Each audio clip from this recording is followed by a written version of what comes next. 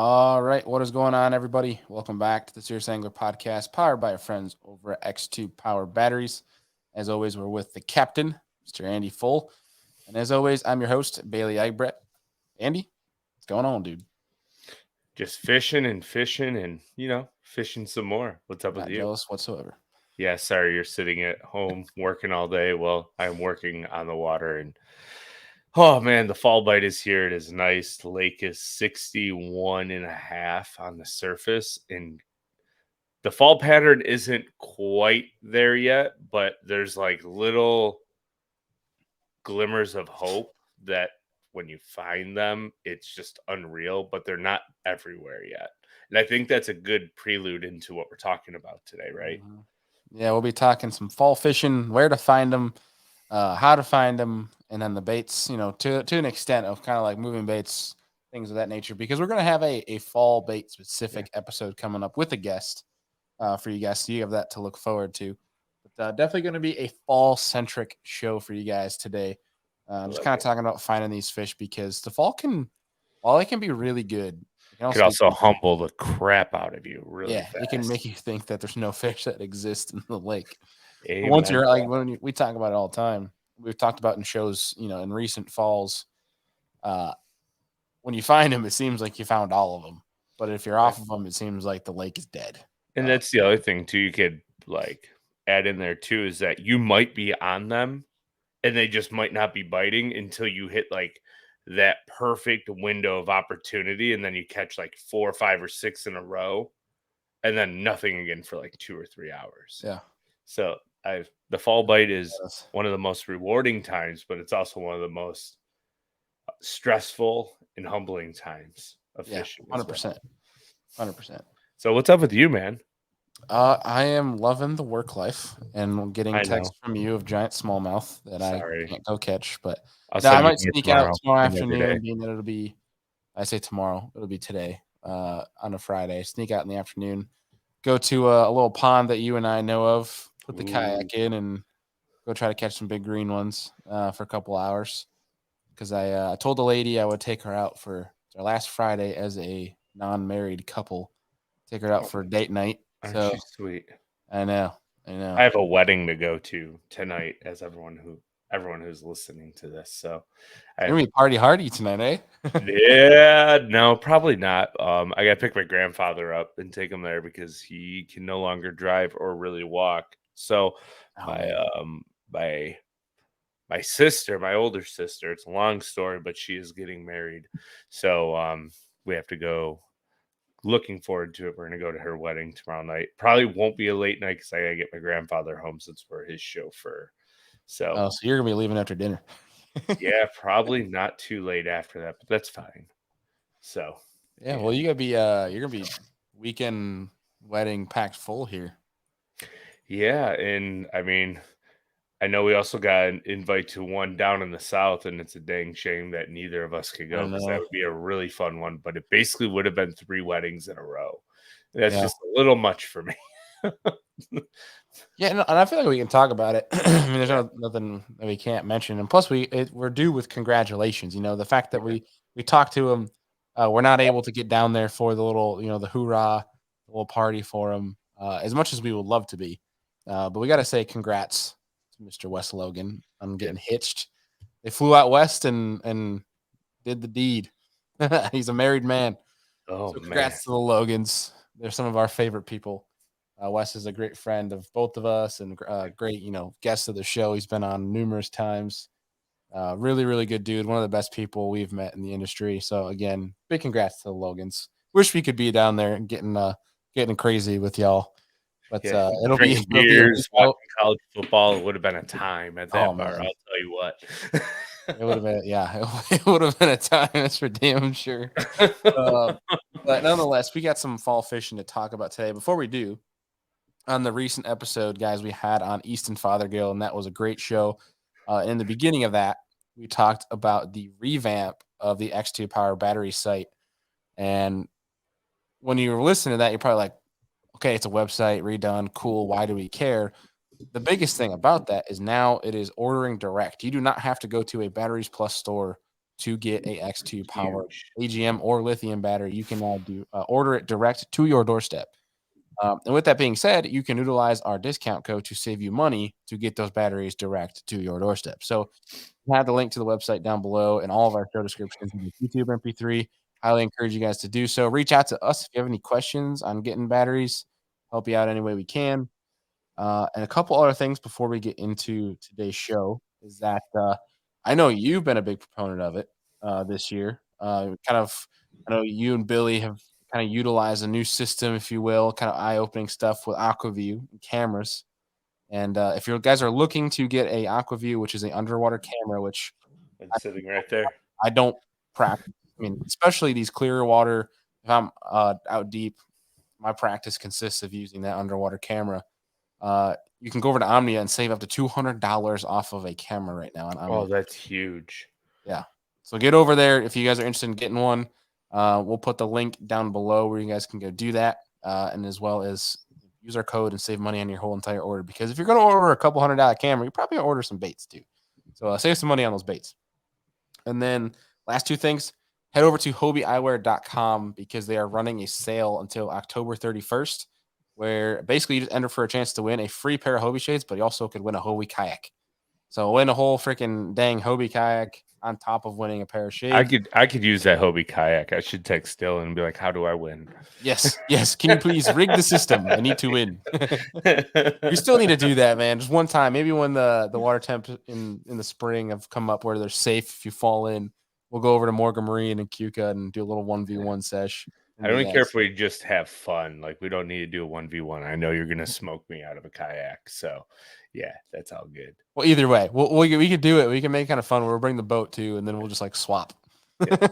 Swap. We'll film Yeah, you so trying to get so into you the put kayak with the boat. me in the kayak and you take my boat. Yes, Beautiful. Yeah, brilliant. that's where I fire up the motor and leave. Gives you a big old rooster tail as he's leaving and Bye, Andy. I hope you find your way. Yeah. Oh But yeah, man. we should do that for some fun content for the folks. If you guys want to see that, let us know down in the comments or let us know on the new Serious Danglers United broadcast channel on the Instagram page. That'll make for some fun conversation. When we can get that going more and get some members, we'll actually turn that into a whole group chat and everything that you guys can contribute to. Last but not least, talking about contributing, we fired back up the Serious Angler newsletter, the network newsletter per weekly. I'm going to be doing my damnness to make sure those go out every week, either on a Monday or Tuesday morning. That way, you guys have a look back on anything you might have missed, any news in the industry that you might have missed as well that you should know about, and then a little sneak peek. If you want some sneak peeks on what episodes are coming out for the week versus just seeing the night before on social or us talking about it, you can go on the newsletter and see what's coming across all of our shows, not just Serious Angler. You'll be able to see it for Business from the Bass Boat, Serious Angler, Lure Lab, as well as our fourth show that is coming up here soon that we are gonna, I think, Andy, we're gonna announce next week because that's gonna be the very 1st of November. Something we're pretty excited about. But Yeah, enough of the different news updates. I just wanted to get through to that so you guys can take advantage of different deals going on within our show partners. But fall fishing, as we preluded a little bit in our conversation at the beginning of the show, fall is a lot of fun, but the fall can take some understanding in regards to what the heck are these fish doing? Because especially when they're starting to move around, getting out of their summer pattern, getting installed into that colder water. Oh crap, winter's coming. We got to feed up type of deal. They move around a lot. They really do, especially the brown ones. Not as much the green ones. The green ones I feel like are easier to catch in the fall than the brown ones. yes, I agree with that to a point. I feel like the green ones are easier to catch in the fall when you have stability. After 10 a.m. Yeah, after 10 a.m. and you have stability, right? Like everybody knows in the fall, the first thing that you look for is like the nastiest weather on an incoming front. So I guess we can start here on the weather, right? Like Yeah. you look for the nastiest weather on an incoming front. In here in New York, we just went through like a crazy cold weather snap, like a 35-degree swing. And the first day of the front was last Friday, and the fishing was unreal. Saturday, the fishing got tough. Sunday, Monday, Tuesday fishing was actually relatively pretty tough. And now that we're stabilized and we have a high pressure ridge, we're starting to see the fishing increase. And what I found on when I went out Tuesday, the largemouth bite was basically non-existent until 2 o'clock in the afternoon, which is wild to me because normally if you can find the largemouth, in my opinion, on in the fall they bite. But I've been learning some stuff this year because I'm actually getting to go to the Finger Lakes and fish around some of the inland lakes a little bit more. That stability really, really matters because I went to another Finger Lake on Wednesday where largemouth are like easy as pie to come by, right? And first thing in the morning, incredible bite. We put a bunch of fish in the boat. Then it got really, really stingy until about noon when the weather actually stabilized. The wind stopped blowing 17 different directions. There was some sun on the water, felt some high pressure start moving in. So I think that's one of the things that you have to pay attention to when it comes to fall fishing, which is one of the biggest notes, in my opinion, based on what I've been learning and continue to learn, is that weather is everything in the fall. You either Mhm. want the first day of an extreme cold front, like our day where we cracked that giant bag and came in second. We Mhm. started in the morning, it was like 60 degrees, and by the time we got off the water, we could see our breath and we thought it was going to snow. Like, Yeah. those are the days in the fall that are incredible, or past that wicked cold front where it stabilizes for a couple days and you have high pressure, and that's when they'll bite again really well, in my opinion. Yeah. I'm probably Yeah. completely wrong, but No, I completely I'm on the same track with you because I had actually a buddy today reach out asking about if we're going fishing this weekend. And I said, "Well, which day looks worse?" That was my yeah, reply to him, was like, "Whichever one sucks more, like that's the day I want to go." yeah. Not that it's very fun in a kayak when it's windy and raining, but it's not as much fun in the boat either. But it's So a it's little bit probably easier what, at least in the boat. Saturday, right? Saturday morning, I think it's going to be the rough part of the weekend, and then it's kind of stabilizing. Saturday is definitely wet, like in regards to it's gonna be raining a lot more. But Sunday it looks like overcast and windy, which selfishly right now I went through That's the last day you weekend want and to just go. yeah, it's just like I feel like they'll chew in the rain too, but I'm like, do I really want to put myself through that? Yeah, so breezy and rain on Saturday, a passing morning shower on Sunday. The wind is actually identical, and then it becomes mainly cloudy and breezy, even though the wind is saying it's the same. It actually looks like if I were to go out this weekend, it would be Saturday morning, I think is going to be like prime, and then Sunday afternoon, because it's actually a warming trend into extremely stable weather. So I think you really don't you can't play it wrong either way, Saturday, Sunday, because technically like the day to go fishing's tomorrow, because it's leading up into that front, and that front comes through tomorrow evening. So I think if you go in the back half of the weekend, that fishing actually should get better. yeah, I mean, I got family coming in this weekend, obviously getting ready for It's a good next reason to weekend. take the weekend off. Yeah, I mean, I'm going fishing. I'm going fishing both mornings, but it's just a matter of where I'm gonna go. My man. Uh, My I, man. I need to go out and film, and tomorrow I'm gonna try to sneak out, like I mentioned. Tomorrow looks pretty nice, but Oh, it's tomorrow's like gonna be going ahead. beautiful. I mean, it's a pretty steady October, which is Yeah. kind of nice, looking ahead. Which I'm gonna put our friend here, who's one of the tournament directors at NYKBF, John Tamaro, on a little bit of a I'll razz him a little bit. He's like, they're saying it's gonna be the coldest October we've had in years, and I'm looking at this, and I'm like, buddy, don't know about that. Yeah. I don't- If this forecast holds, I'm probably not gonna put my boat away until the end of November. Like right now, the long range forecast has above freezing temps through November at night until about Thanksgiving weekend. And I mean, that's 45 days away, so a lot could change. But the extended yeah. forecast has a ton of days in like the mid to upper 50s. Hmm. And that gets me excited because if we get a lot of days in the mid to upper 50s, November could be like insane on Lake Erie if we can get out there, or any of the other inland lakes we have around us. Yeah. It's going to be a good Yeah. And fall. so I've spent a lot of time uh I mean, really, especially this year, summer wise, chasing smallies. I've gone largemouth fishing a handful of times, but You're for starting to whatever miss reason, them, the aren't past you? couple of years, what? You're starting to miss the green ones, aren't you? No, and I mean not miss, because I mean a lot of our lakes are fortunate where we can go chase smallmouth, but then a couple hundred yards away we can go chase largemouth. But the past couple of years, I've really been working on in regards to chasing smallmouth, understanding their movements throughout the seasons.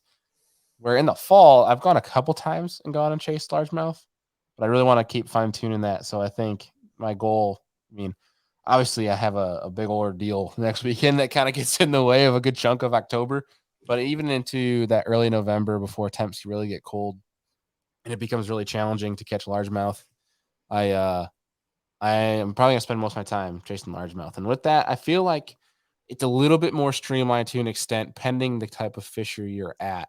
Hmm. Um, and so, I mean, for some folks, especially in the South, like the water temps get pretty dang cold. But some places they get cold water temps down maybe in the mid 40s. I've seen high 30s on Lake Chickamauga before. But even further south than that, like they don't lose their grass. They might have some that dies off to an extent. But like our grass will progressively die off till like maybe it's I think cabbage is what we have that stays around the longest. At least Yeah. that lives the longest throughout the colder temps. But for me, the largemouth, like if you can have an understanding of where healthy milfoil, coontail, if you have hydrilla, where that lives, as that dies, the stuff that remains that is lives the longest, and that's where those largemouth especially will congregate to. Now, unfortunately for us northerners, that means pike and pickerel are going to be there too. Slimy bastards. Played Peyton Manning with one of the pickerel at Oneida last week. Um, if people understand that, they'll get the joke. Um, but I feel like for me, it's a matter of just finding that remaining grass that isn't dying off just yet, because that's where the heat is going to retain. The same thing, and that can be said for if you have wood, rock, Rocks. things like that, where Wooden it's docks are huge yeah, this this is time of where it year. comes into play. I mean, I think it was actually Wes that we did a dock flipping episode with. We were talking about that, where it's like this is when those wooden docks, things like that, the docks that are permanent that don't leave the water, really come into play because one, people are taking the docks out, and so those docks are one of the only ones left in a cove or a bank, regardless. Two, they retain heat a lot better, especially if you got a cold day but there's sun. Mhm. That dock will retain some heat, and same goes for laydowns, things like that. Especially if you have any standing timber, that will. I mean, you go and especially if you're crappie fishing, like they're gonna be loaded on that freaking thing. And Yeah, if you got crappie, you're gonna have bass, yeah. especially for these southern folk. Um, yeah, I mean, for me, dude, tomorrow I'm excited to go see how much grass is starting to die off and just go take a big old jig, chatterbait, and just go to town. Go find where the grass is at, work that over because chances are, I mean, say you got a couple grass clumps left like, in a cut, like chances are all those fish are going to be in there. Oh, without a doubt, and that's what I was just about to say is, like, the last time I fished the one lake that I was on yesterday was, like, a month and a half ago, and they basically killed everything and cut it all down. There was more healthy grass yesterday and red topped out milfoil than I've seen there since, like, June, and I'm like, "What the heck?" So I think what happened was they cut it all out and then it started getting cold, so they pulled the weed cutters off, right? And then it gave when we had like that 85, 86-degree temp days at the end of September, it allowed that grass to just pop because there's so much heat transfer in the water that it gave them fuel to grow. Like you Right. wouldn't believe it was basically topped out in like 12 foot of water. And I'm like, this is so weird for October. Normally this stuff is like dead and gone because they try to cut it and kill it to try and eliminate a lot of our grass and our fisheries through the winter, so it helps try to stop the growth of it come spring. This lake is just absolutely loaded with grass from top to bottom. It was Uh-huh. insane. It is a fun time of year, whether you're in the north or in the south, to pick up that big old weight and go punch some grass. Hmm. It is the time. I've been dying. sitting here working and watching like Jordan Lieben post these videos of him frogging and punching and cracking the living heads out of these fish, Yeah, I want which to I go do presume that. is like Gville or something like that. But there's a bite that exists like that here, especially in the north. Whew, that's fun. And I know it's all over the place too. Like, don't be afraid. This time of year, you might see those falling temps, things like that, and you might think you got to go a rig or little swim baits, things like that. Don't be afraid to pick up that big old 1.5 ounce weight when you see some grass clumps, especially some that are really clenched together. They don't have to be Nice like, splash. I know I totally realized I splashed myself in my water. This is what happens when you get into the conversation, Yeah. Andy. You know what I'm saying?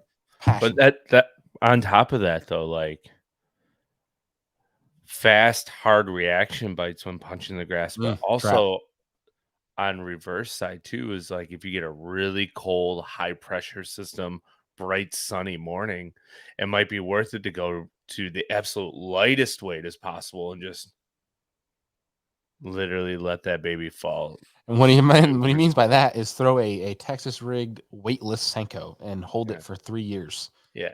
And Because all of a largemouth sudden, aren't going to eat till 9:30, 10 o'clock.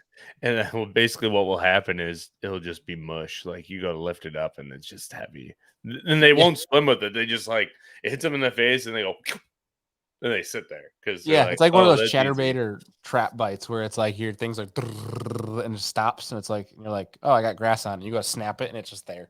It's like one of those bites where they come up and they just grab it, and they just hold on. You're just it's like a wet t-shirt when they're cold. Those are your times where it's like, okay, I should go after smallmouth in the morning, largemouth in the afternoon. Yeah. But 100%. as you get further into fall, though, the smallmouth just seem to bite all day. All day, doesn't matter. Yeah. It Yeah. could be blowing, raining, snowing, sunny, no wind. They eat. And It's it's hard just to leave those fish. yeah. It is. It really is because you're like, wow, this is every cast, and they're all 4 pounds. But when you go for largemouth, that's when you get at least our inland lakes. That's when you're talking. You can catch a freak giant. So Yeah. I caught one of my. Well, I broke it this year, but personal best was Halloween with our dude Mr. Forrest Buckin. Last year, 2 years ago, 2 years Speaking of ago. which, that lake right now is about 3 foot low. It's kind of Really? wild. Yeah. Because I stopped there yesterday on my way home from the other lake to try to get on some smallmouth, and I almost wrecked my boat prop pulling out of the boat ramp because there's rocks at the end of it. And I had no idea there were Oh, rocks there. Yeah. So I'm like, ooh, I'm going to have to throw a jig on this eventually. yeah. But I'm going to cast before I take my boat out next time. yeah. But the smallmouth were where they're supposed to be. I'll tell you They that. are? Yes. Why didn't you tell me? You Because sneaky bastard. I haven't talked to you. Yes, we text all the day. We text all day long. You jerk. Yeah, I'm sorry. They're there. They're not grouped up like they normally are, but they're there. See what happens, guys. See what happens when you tell your friends about good Oh, things and they go and fishing without you knowing. I sniped a giant largemouth on the one thing, our other spot that we like, on jerkbait. You're a jerk. I You're a huge jerk. think it was like 414. Small. It's small. Yeah, it's big. Small. It's a big largemouth for me. All right, like I'll take Yeah. it. So like I've caught a largemouth in the fall on a jerkbait this year, which I've never done. So that was exciting. What?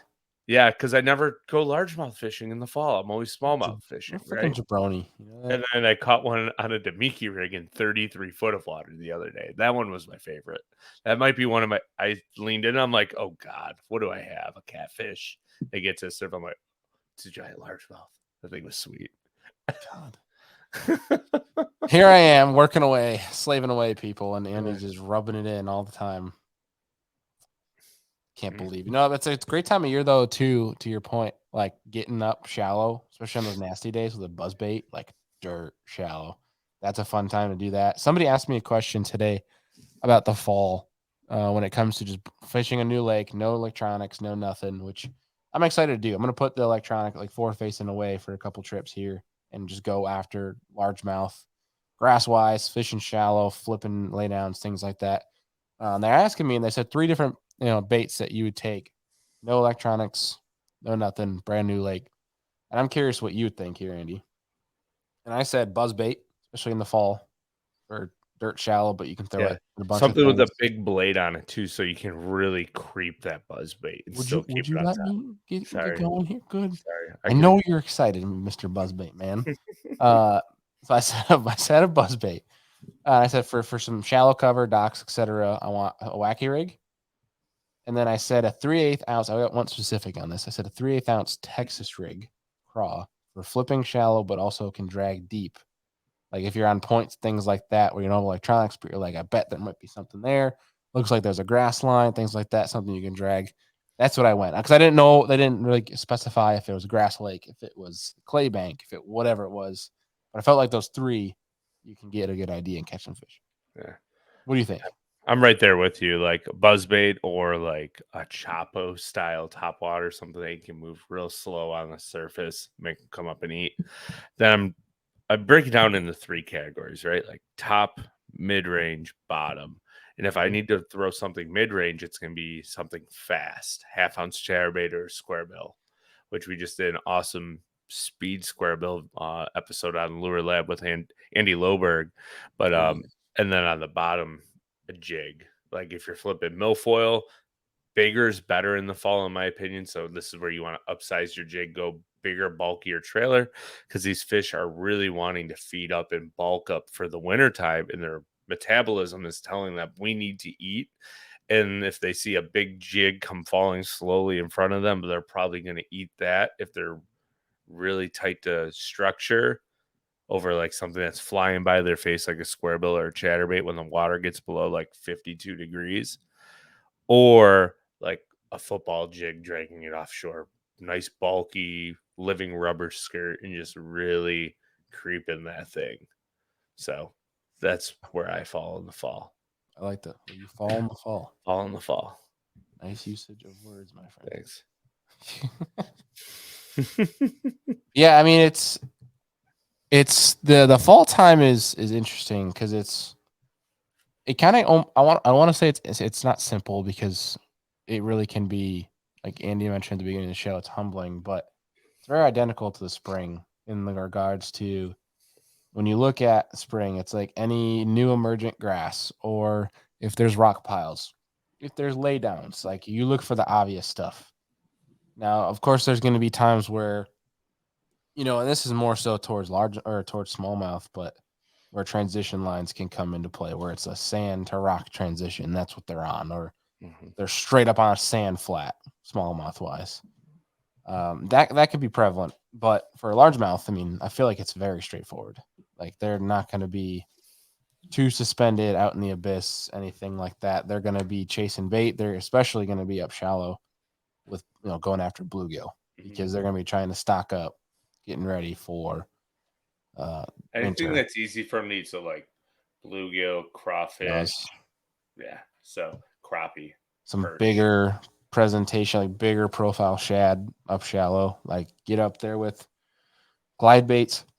Glide baits resonate more. I mean, I feel like we've heard this talked about where it's glide baits in the fall, paddle tails in the spring, but I feel like I don't really believe that much anymore. Just like how we thought jerk baits were only a cold weather bait, where now it's a all year long bait. Uh, I guess I don't think I believe in that, but I will say a glide bait just does really, really well in it does really well in the fall because the fall obviously they're going to be as it gets colder they'll be chasing dying shad because shad can only live in specific temperatures as it gets cold enough they start to die off. Whereas when you have like a boot tail, paddle tail, like a mag draft, call shad, whatever it is, you still catch them. But I feel like the glide does better because it mimics a dying, bigger profile shad better. If that makes any sense. I don't know. I feel like I'm first to pick up a glide bait before a bigger paddle tail swim bait in the fall. Yeah, I know, I agree, because if you get like drastic water temp drops, that's where you're going to see a lot of baitfish die because they basically go into shock. And it might not even be them dying, they could just be literally in shock. Now, the only thing they have to worry about in that situation is the bass also going into shock. And that's where the weather comes into play. Like I was saying before, you always want to go on the first day of the cold front drop if you can and bear with this massive wind and rain or snow or whatever is going to come with it. or when the weather becomes most stable and everything's stabilizing, you get a few days of high pressure, sunny, bright blue skies. Like any other time of year, I hate high pressure, sun, bright blue bird skies. In the fall, it's like give me the absolute worst of weather or give me the absolute best of weather and nothing in between, because both like variations both play a pivotal role in these fish. When you get that stable weather, it allows them more feeding opportunities to Give me continue to bad get that. weather or give me death. Yeah, give me bad weather or give me death. So yes, the only thing about that stinks about bad weather is you don't have time to dry your boat out if it sits outside. So because it just kind of keeps coming when it comes. So yes, more. Poor choice of words, my friend. Oops. When the bad weather is here, it stays. That was good. Fall, fall. Apologies, people with kids Won't in the car. repeat the other one. My Yeah. bad. Oh, that was good. Too But many you know, days I on the mean, I water. totally agree. I mean, weather is the biggest factor in this. Whereas, summer you can catch fish all day long, or really in summer you have your morning and evening bites where certain applications can get easier. Spring, it's all day long. Fall can be very window based. Mhm. So It's like a understand junk that, but fisherman's dream is fall fishing, in my opinion. yeah, and I'll say your windows are tighter the better the weather. The windows are are open much longer the worse weather you Yeah. have. Um, the worse the weather, the faster you can fish. That's what I'll say. I mean that doesn't even really mean like you have to use moving baits. I'll say a football jig bite can get better if it's Hmm. windier. It just gets those fish more activated. It gets the bottom thing. It gets everything all churned up. It gets things moving for fish. So I think that's that's just like, and I'm going to go on a forward facing rant here real fast. I think that's the greatest asset to forward facing sonar. It's not catching fish with it, it's seeing learning. the attitude of the fish, right? Like you can instantly break down. So, say you're fishing something so structure specific in the fall, you can instantly tell if those fish are going to feed up or down. And that Yeah. allows you to really hone in and dial in your bite that much quicker. It's not even trying to catch, like cast on the fish, because a lot of times you need to cast past them and bring it to them. But if you throw a paddle-tailed swim bait or a glide bait or a chatterbait or a spinner bait over top of their head or whatever your choice of a moving bait is, and they don't even flinch, that probably gives you an idea that they're feeding down or they want something literally hovered in their face. And you just have to figure out what that bait is to get them to react. Because in the fall, they're going to feed. It's just, is your window 25 minutes or is it all day? Mm. Yeah. No, I completely agree with that. But the fall Yeah. can be fun, people. Get out there. No, Don't be afraid. Get yourself some I, blackfish gear. That way you're able to withstand the elements and go catch the living crap out of them because the fall can yeah. be a heck of a lot of fun. And the spring is KVD season, right? Like everybody looks like a hero. The fall, if you can figure out how to get these fish to fight and bite and fight. I don't mix up my words here. If You you can can do get it, these, Andy. I believe in you. yeah, if you can get these fish to bite in the fall, because they are putting on their weight now for the spring. A lot of these fish, why they're so fat in the fall, it's not just because they're eating, but the big females are already developing their eggs, because we go straight basically here in the Northeast from ice out to spawn in like 3 to 4 weeks on most lakes. So our fish are developing their eggs in the fall. So if you get on the bite and you figure out how to make these fish bite in the fall, you can have an even better day than you do in the spring, in my opinion. It's just you really have to pay attention to every little clue that the fish and nature are giving you and maximize on your opportunities. Hmm. And make sure you land every fish, because if you lose one, that's the quickest way to shut a bite down. They will tell all their friends and you're over. Your day, that spot's ruined. Hey, that Andy guy sucks. Don't eat that Yeah, thing. pretty much. I've seen that happen a few times the last couple days. So you lose one, it's like, all right, time to move on. They're all gone. You He guys told all of suck. his friends. Bastards.